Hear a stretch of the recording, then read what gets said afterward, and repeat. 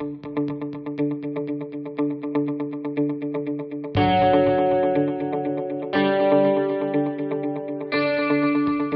Dear students, अगर आप इन video lectures का मैक्सिमम यूटिलाइजेशन करना चाहते हो तो आई थिंक आपको ये इंप्रूव सेशन डेफिनेटली फॉलो करना चाहिए और रिलीजियसली फॉलो करना चाहिए। इंप्रूव सेशन क्या है, इसका लिंक डिस्क्रिप्शन बॉक्स में है, तो जाओ उसको चेक करो। इसके अलावा अगर आप व्हाट्सएप ग्रुप ज्वाइन करना चाहते हो, और मुझे लगता है आपको करना भी चाहिए, तो आप क्या करो, हमारे वेबसाइट पर जाकर के अपने कॉन्टैक्ट डिटेल्स दे दो या फिर इस व्हाट्सएप नंबर पर जाकर के अपने कॉन्टैक्ट डिटेल्स दे दो, सो दैट हम आपको उसमें ऐड कर सके। चलो अब पढ़ना शुरू करते हैं। Hi, so this is the second part of the assignment discussion of work power energy. So let's start. Question number 10 says, and the block of mass capital M moving on the frictionless horizontal surface collides with the spring of spring constant K and compresses it by length L. Okay, and the maximum momentum of the block after collision. So here's the block, and what it does, it compresses this spring. So suppose finally it goes somewhere here, and in that case, so this is the natural length and this is the compression state, so this length is given as L. Okay, and the maximum momentum of the block after collision, so after it compresses it and then again it will go away, what will be the final momentum? So like the collision is going to happen like as long as this block is going to be in contact with this guy. So they're talking about the after the momentum of the block after the collision. So that means when the block has lost contact with the spring, in that case what is the maximum momentum? Now keep in mind your K is equal to p square by 2m. Okay, so this momentum, again mass is constant, so this momentum is proportional to root over K, or you can say like K is maximum when P is maximum, or P is maximum when K is maximum. Okay, so the maximum momentum is also corresponding to the maximum K state. Okay, so maximum K is going to be attained when total potential energy of the spring like gets converted into the kinetic energy of the block. Okay, so what we are going to do here is maximum, we'll calculate maximum K, that is half mv m, let's vm correspond to maximum speed, half m v square, the maximum K is going to be attained from the maximum P, and then maximum P was half into K into L square, because L is the compression in the spring. Okay, from here we'll get Vm square is equal to K by M L square. Okay, so Vm square is K by M L square, or Vm is K by M, this is root over into L. So this is my maximum speed, so maximum momentum is just M into Vm, and M into Vm is going to give you root over Mk into L. So the answer is going to be B. Okay, so let's move on to the next problem. A spherical ball of mass 20 kg is stationary at top of a hill. Okay, and so mass is 20 and is stationary at the top of a hill of height 100 meter. It rolls down a smooth surface to the ground and then climbs up another hill of height 30 meter and finally rolls down to a horizontal base at a height of 20 meter. So suppose initially this is something like this, and maybe the ball is going to start somewhere here where this is 100. Okay, this is 100, and then it comes down and then again goes up to a height of 30 meter and then comes down maybe, and then again goes to a neutral equilibrium state of 20 meter. So think about this like potential energy. Here is maximum potential energy. Again, like this potential is going to be like less than this guy, and then again this guy is going to be less than this guy.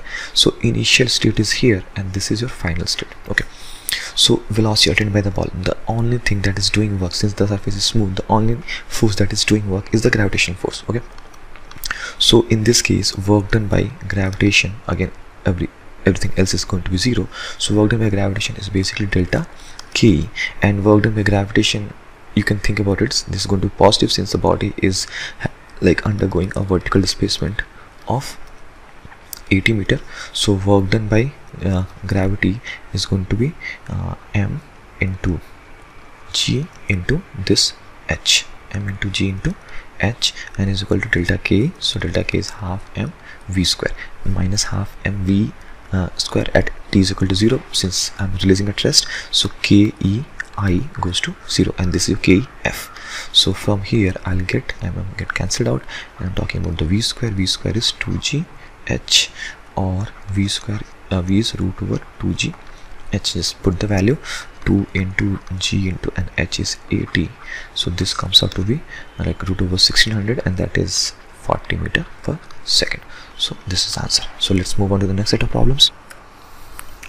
Okay, so this problem number 12, it says a body of mass m is accelerated uniformly from rest to a speed v in a time t. The instantaneous power delivered to the body as a function of time is given by. So instantaneous power f like p is equal to f dot v. Okay, and since nothing is given in this problem about the direction, so I'm going to assume that the force is in the same direction as the velocity, so that cos 0 is 1, so it's basically f into v. Okay, so the instantaneous power delivered to the body is a function of time, so we just have to figure out the value of force and the value of the velocity, okay, or maybe as a function of time. So it's given going from rest to a speed v in a time t, so I can write v is equal to u plus a into t, and in u0, so this a is v by t. If a is v by t, f is equal to ma, so that becomes m into v by t.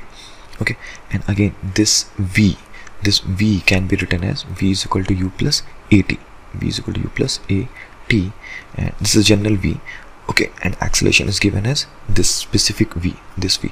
Okay, so this v is different, this v is different, so this v into v by t into general time t. Okay, so this is my general v, and again this can be written as this power can be written as f into v, and f is m v by t. Again this is the specific v, and v by t into v, and that v is also v by t into t. So this becomes m v square by t square into t. Okay, again keep in mind this v is the general v, and this v is the specific v that is given here. Okay, let's move on to the next problem. Question number 13. A particle of mass 100 gram is thrown vertically upward with a speed of 5 meters per second. The work done by the force of gravity during the time that the particle goes up.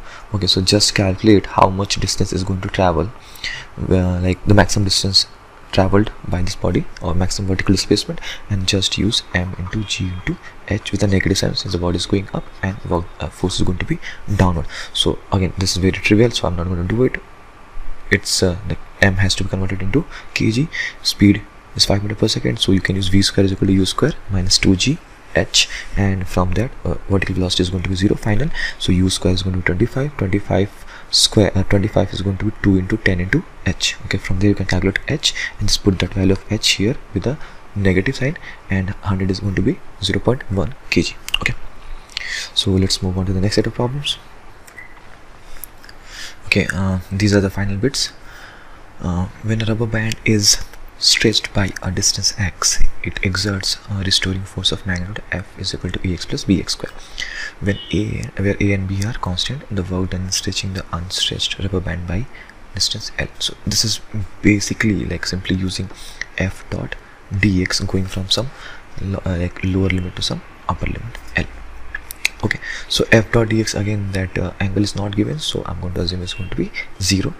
Okay, and since then everything is positive, so they are not mentioning which force I'm going to talk about. So like if everything is positive, so you can infer that they're talking about the work done by the external agent, not the work done by the rubber band, because obviously if I'm going to stretch it, rubber band is going to do negative work, and since all of the options are positive, that means they're just talking about the work done by the external agent. So just calculate F dot dx going from 0 to L, that is going to be Ax plus Bx square dx going from 0 to L.